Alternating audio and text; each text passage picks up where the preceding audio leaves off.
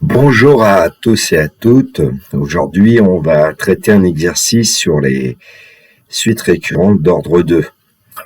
Vous trouverez dans le descriptif de la vidéo un polycopié en format PDF, un lien vers mon nouveau blog.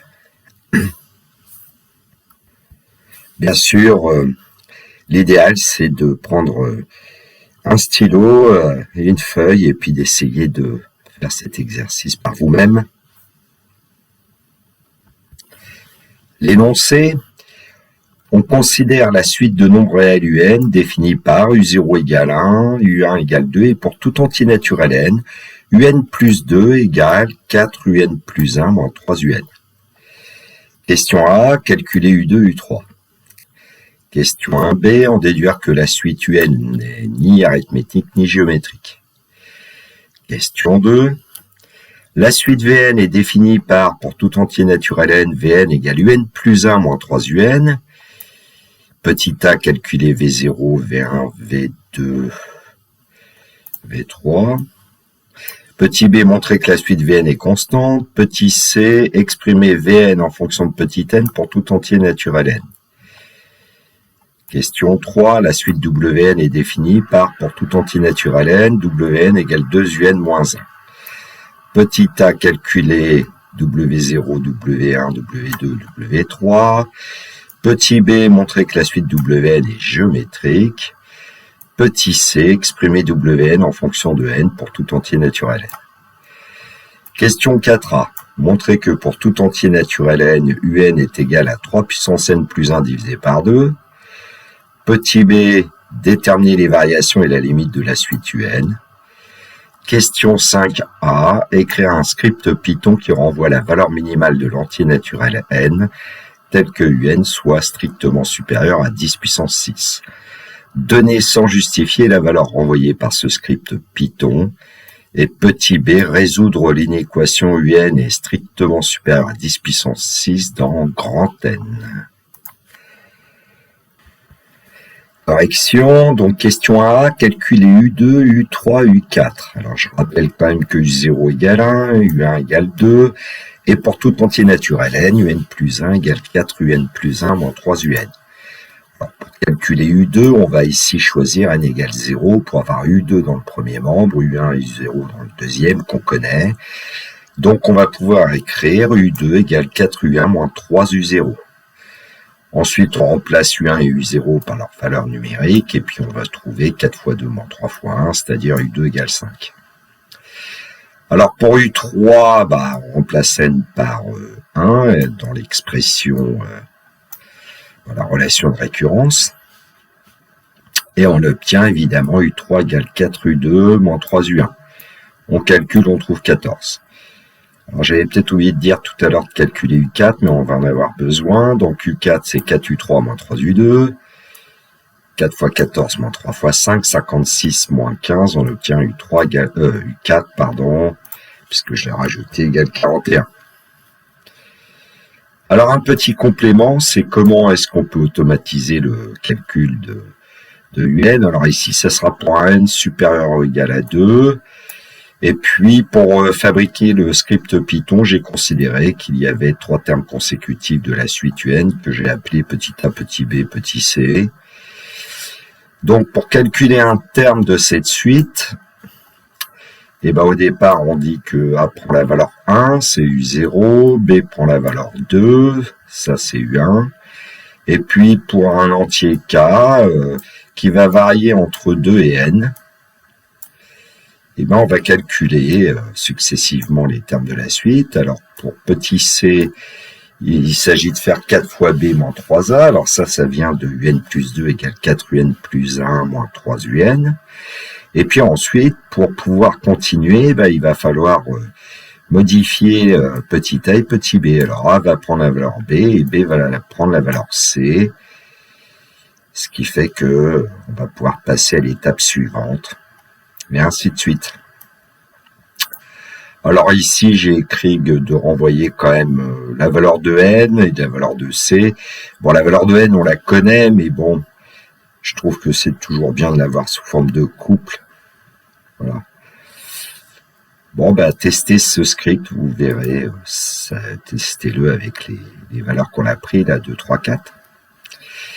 Question 1b, en déduire que la suite UN est ni arithmétique ni géométrique. Alors, j'ai fait un petit tableau de valeurs quand même avec ce qu'on a fait tout à l'heure, parce que je trouve que c'est plus lisible. Et puis, pour voir qu'elle n'est pas arithmétique, bah, il suffit de voir que pour passer de 1 à 2, on ajoute 1, alors que pour passer de 2 à 5, on ajoute 3. On n'ajoute pas toujours le même nombre. Donc, voilà ce que j'ai dit. U1 moins U0, c'est 1, et U2 moins U1, c'est 3. Donc, U1 moins U0 n'est pas égal à U2 moins U1, donc la suite n'est pas arithmétique. Alors, pour voir si elle est géométrique, pour passer de 1 à 2, on multiplie par 2, et pour passer de 2 à 5, on multiplie par 5 divisé par 2. Et puis 2 n'est pas égal à 5 demi, donc n'est pas géométrique. Là, j'ai été chercher le quotient de deux termes consécutifs, il n'y en a aucun de nul. Visiblement, la suite UN, elle est un terme positif, apparemment. U1 divisé par U0 égale 2, et U2 divisé par U1 égale 5 demi, donc U1 divisé par U2 n'est pas égal à U2 divisé par U1, donc la suite UN n'est pas géométrique. Question 2a, calculer V0, V1, V2, V3. Alors on nous dit que la suite Vn est définie pour tout entier naturel n, Vn égale 3un moins un plus 1. Donc pour calculer V0, bah, on va remplacer n par 0, et donc ça nous donne V0 égale 3u0 moins u1. V0 égale 3 fois 1 moins 2, bah, on trouve V0 égale 1. On calcule V1 en remplaçant ici dans l'expression n par 1, donc on obtient V1 égale 3u1 moins u2, on remplace par les valeurs numériques et on va obtenir V1 égale 1. Bon, pour V2 qui est égal à 3u2 moins u3, on trouve aussi V2 égale 1. Et pour V3 qui est égal à 3u3 moins u4, c'est pour ça qu'on avait besoin de u4, et ben on obtient à nouveau V3 égale 1, et donc petit tableau pour avoir les premières valeurs de Vn. Bon, on peut conjecturer que la suite Vn semble constante et égale à 1. Question 2b, montrer que la suite Vn est constante. Alors évidemment, des exemples, ça suffit pas. Hein. Faut le montrer de manière générale. Alors ici, pour tout entier naturel n, qu'est-ce qu'on sait sur Vn plus 1? On va essayer de démontrer que Vn plus 1 est égal à Vn, évidemment. Ben, c'est 3un plus 1 moins un plus 2. Donc on va aller garder le 3un plus 1 pour l'instant et remplacer un plus 2 par ce qu'on connaît. Et on sait que un plus 2, c'est 4un plus 1 moins 3un, et donc on va obtenir ici Vn plus 1 égale 3un plus 1 moins 4un plus 1 plus 3un. Attention. Et donc Vn plus 1 est égal à 3un moins un plus 1, mais on sait que 3un moins un plus 1, c'est Vn. Et donc Vn plus 1 est bien égal à Vn. Donc on en déduit que la suite Vn est constante. Question 2c, exprimer Vn en fonction de n pour tout entier naturel n. Ben maintenant qu'on sait qu'elle est constante, elle est par exemple égale à son premier terme, Vn égale V0, et puis son premier terme on l'a calculé, donc Vn égale 1. Question 3, calculer W0, W1, W2, W3, sachant que pour tout entier naturel n, Wn est égal à 2un moins 1. Donc W0, ça sera 2u0 moins 1. On remplace u0 par sa valeur qui est 1 et on obtient W0 égale 1. W1 est égal à 2u1 moins 1. On remplace u1 par sa valeur 2 et on obtient W1 égale 3. W2 égale 2u2 moins 1, on remplace u2 par 5, et on obtient W2 égale 9. Et pour W3, 2u3 moins 1, et on va obtenir W3 égale 27. Donc un petit tableau de valeurs pour voir un peu de quoi on parle. Et ben on passe de 1 à 3, à 9, à 27 avec la suite Wn. Bon, Il semble à peu près évident que pour passer de 1 à 3, on multiplie par 3, de 3 à 9, on multiplie par 3, de 9 à 27, on multiplie par 3. En fait, on a 3 puissance 0, 3 puissance 1, 3 puissance 2, 3 puissance 3. Et donc, comme on passe d'un terme au suivant en multipliant par 3, on peut dire que les termes W0, W1, W2, j'ai même oublié W3, sont en progression géométrique de raison 3.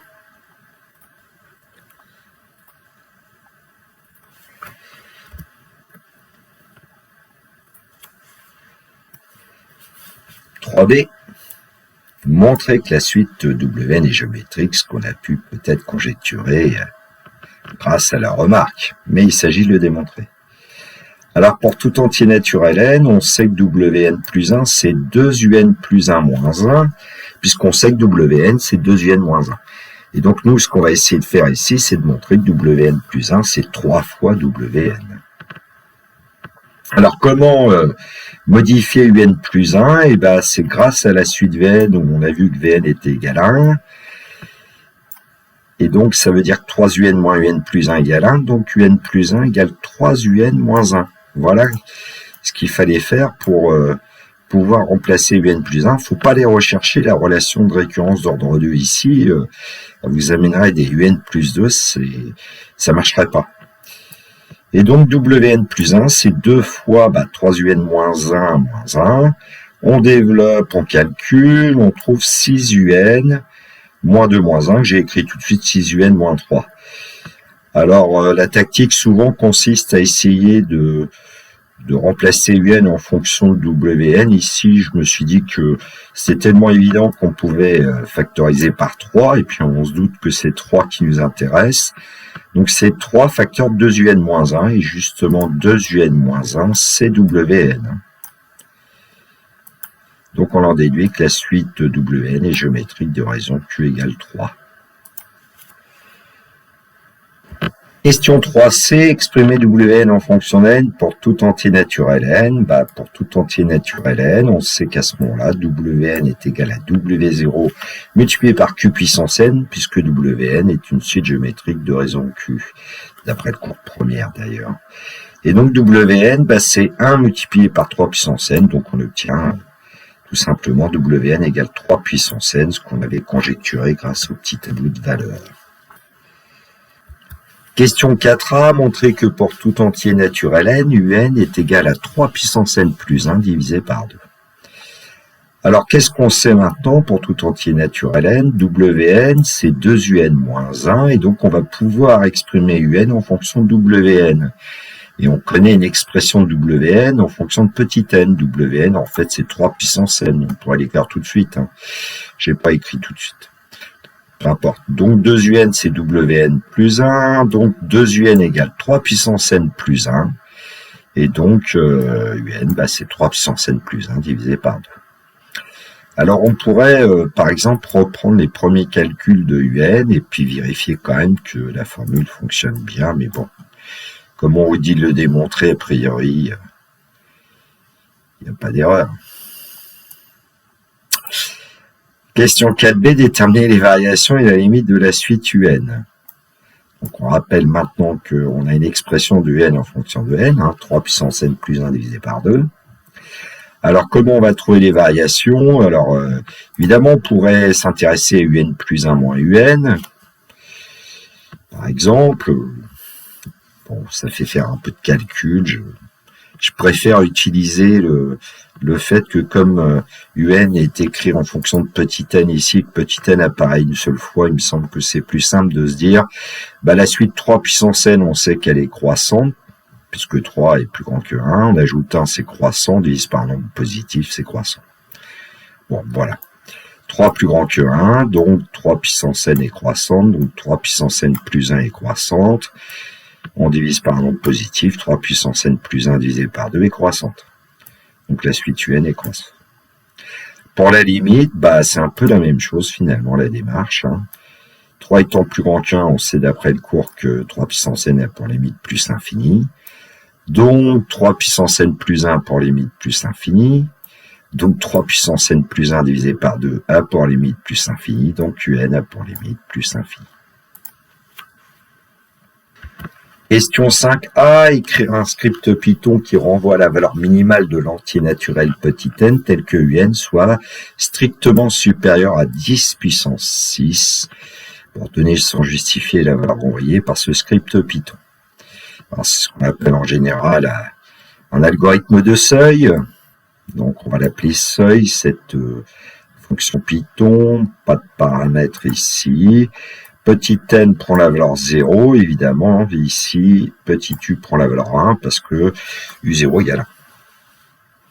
Et puis, il faut qu'on travaille pour trouver une valeur de n pour laquelle un est strictement supérieur à 10 puissance 6, et donc ça veut dire que tant que u est inférieur ou égal à 10 puissance 6, et d'ailleurs ici on va rentrer dans la boucle, puisque la première valeur de u c'est 1, et 1 est bien plus petit que 1 million.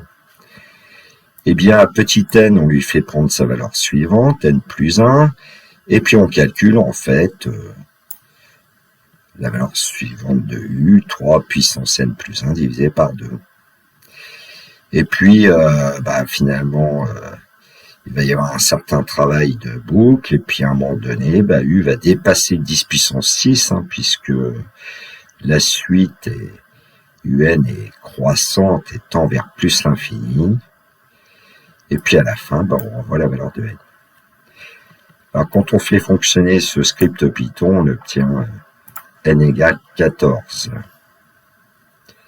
Alors comment trouver 14 autrement? Il suffira par exemple, d'utiliser sa calculatrice, puis d'avoir un tableau de valeurs, je vous montrerai après. Alors 5b, résoudre l'inéquation un plus grande que 10 puissance 6 dans grand N. Alors j'ai mis résoudre, évidemment sous-entendu on peut le faire par l'algèbre, et à ce moment-là on a besoin de la fonction logarithme népérien que certains ne connaissent peut-être pas. Je montrerai la méthode avec cette fonction, et pour l'instant début d'année, en général les professeurs se contentent de cette méthode quasiment. On sait que la suite un est croissante et a pour limite plus infini. Et puis, grâce à la calculatrice, on va trouver qu'une valeur de U13, une valeur de U14. Alors, pourquoi on prend ces deux valeurs-là? Parce qu'il y en a une qui est en dessous de 10 puissance 6 et l'autre est au-dessus. Et donc, U13 est inférieur à 10 puissance 6, inférieur à U14. Alors, comme la suite UN est croissante, les termes U0, U1, U12 et U13 sont tous plus petits que 10 puissance 6, et comme elle est croissante, les termes U14, U15, etc. sont tous plus grands que 1 million, et donc on peut dire que UN est plus grand que 10 puissance 6, et seulement si n est supérieur ou égal à 14. Donc en fait, l'ensemble des solutions de cette inéquation, c'est l'ensemble des entiers naturels supérieurs ou égaux à 14. La méthode 2, pour ceux qui connaissent donc le logarithme népérien, j'ai fait une vidéo là-dessus. Moi, personnellement, quand j'enseignais en terminale, je voyais le logarithme népérien très tôt dans l'année pour justement pouvoir résoudre ainsi, parce que c'est quasiment ce qu'on attend au bac. Alors, un est plus grand que 10 puissance 6, ça veut dire quoi? Que 3 puissance n plus 1 divisé par 2 est plus grand que 2 puissance 6. Alors, j'ai tout de suite écrit 3 puissance n plus 1 plus grand que 2 fois 10 puissance 6. On va isoler 3 puissance n, ça nous donne 3 puissance n plus grand que 2 fois 10 puissance 6 moins 1. On cherche quasiment toujours à isoler la variable. Alors ici, la variable est en exposant, donc ça pose un petit problème. Et donc, c'est là que la fonction logarithme népérien nous est très utile. Alors, elle n'agit que sur les nombres réels strictement positifs, mais 3 puissance n est strictement positif, et ce nombre-là aussi. Et en plus, on conserve l'ordre des inégalités avec cette fonction. Donc, par équivalence, ln de 3 puissance n, strictement plus grand. J'ai oublié de l'écrire à ln de 2 fois 10 puissance moins 6 moins 1. Alors, on a une propriété algébrique très sympathique du logarithme népérien, donc qui va nous amener l'exposant ici. Donc, on va passer d'une expression 3 puissance n où l'inconnu est en exposant, et une expression linéaire en fait. N facteur d'un nombre. N ln de 3 plus grand que ln de 2 fois 10 puissance 6 moins 1. Bon, en général, c'est ici qu'il faut faire attention, hein. Est-ce qu'on va conserver ou pas le sens des inégalités? On divise par ln de 3 et on sait que ln de 3 est un nombre strictement positif. Et donc on conserve ici le sens. N est strictement plus grand que ln de 2 fois 10 puissance 6 moins 1 divisé par ln de 3. Alors, je n'ai pas mis de fraction, je ne vais pas alourdir. Avec une calculatrice, on calcule ln de 2 fois 10 puissance 6 moins 1 divisé par ln de 3. Moi, j'ai trouvé 13,21. On peut se contenter que d'un chiffre après la virgule en général, hein. Bon, sauf si c'est un 0, ça peut poser problème. Alors, moi, j'en mets du coup toujours 2.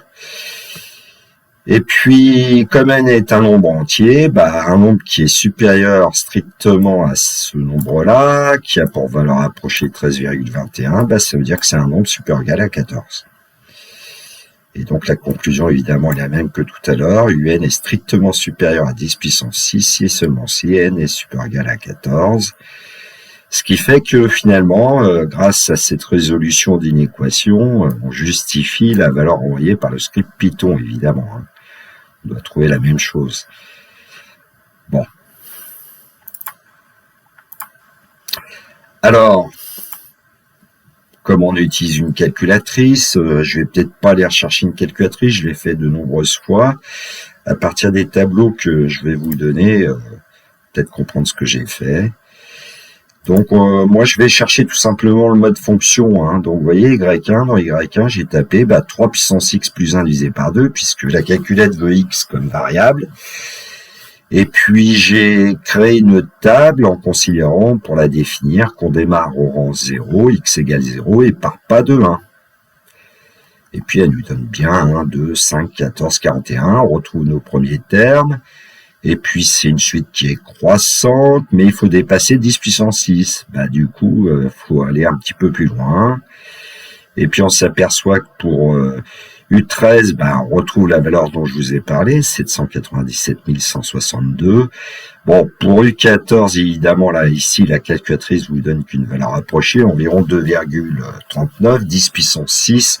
Là, on a bien dépassé 10 puissance 6.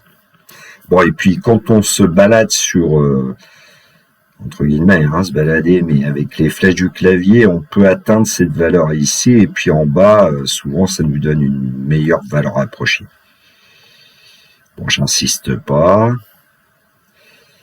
Et puis un petit complément quand même aussi, non pas avec la calculatrice, mais avec un script Python, pour obtenir le nuage de points. Alors, je vais aller chercher et du Python.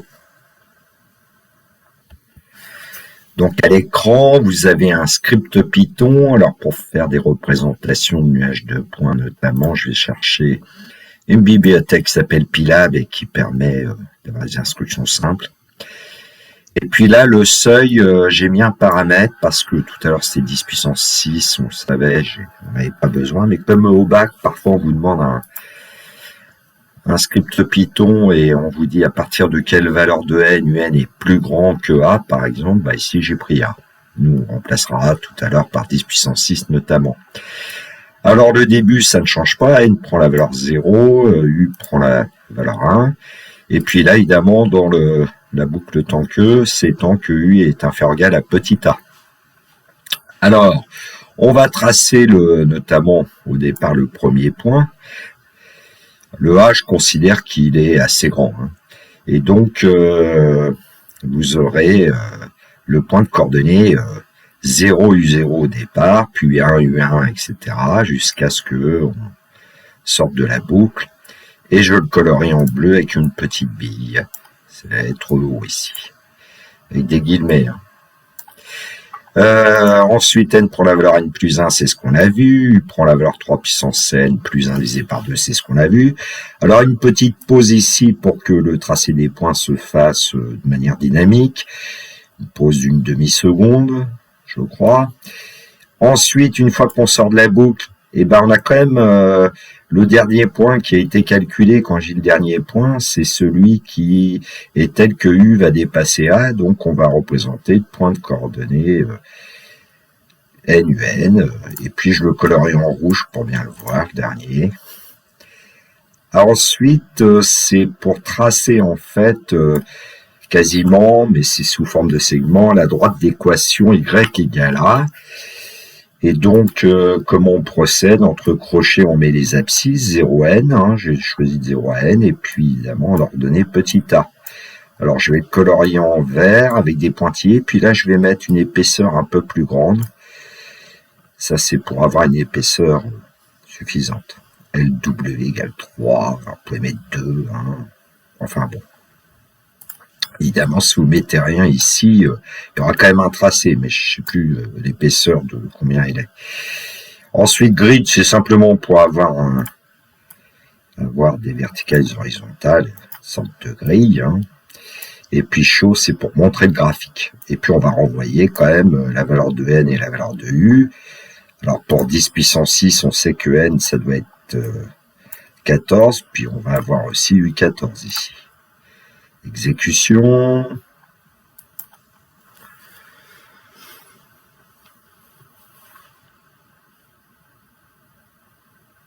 Donc on observe l'axe ordonné, on voit qu'il augmente énormément. D'abord, il faut arriver à au moins 10 puissance 6. Et en fait, on arrive même ici à 2 500 000 parce que le point qui nous intéresse, le point rouge, qui a pour abscisse 14 et pour ordonner un nombre qui est plus grand de 10 puissance 6, en fait, on l'a vu tout à l'heure, c'était environ 2, je ne sais plus trop exactement, mais 10 puissance 6. Plus de 2 millions en tout cas. Et donc, le fameux tracé que vous voyez en vert, c'est bien, représente bien la droite d'équation y égale 10 puissance 6. Hein, ici, c'est 1 million sur le graphique. Et dans la console, en fermant la zone graphique, là, on obtient 14, et puis la valeur de U14, c'est en fait 2 391 485. Bon, l'avantage ici d'avoir une valeur de A, c'est que si on veut regarder à partir de quelle valeur de n on dépasse 1000, par exemple, alors ça va être plus petit que 14, hein, la valeur de n.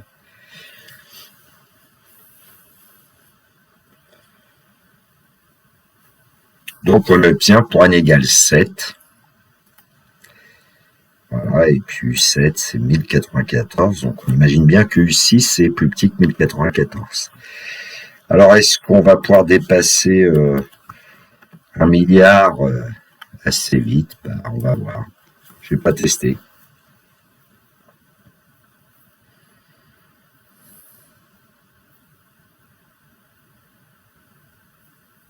Comme il y a à peu près une multiplication par 3,5, 1,5 au fur et à mesure du temps, bon, on devrait... voilà, c'est pour 20, tiens. Voilà.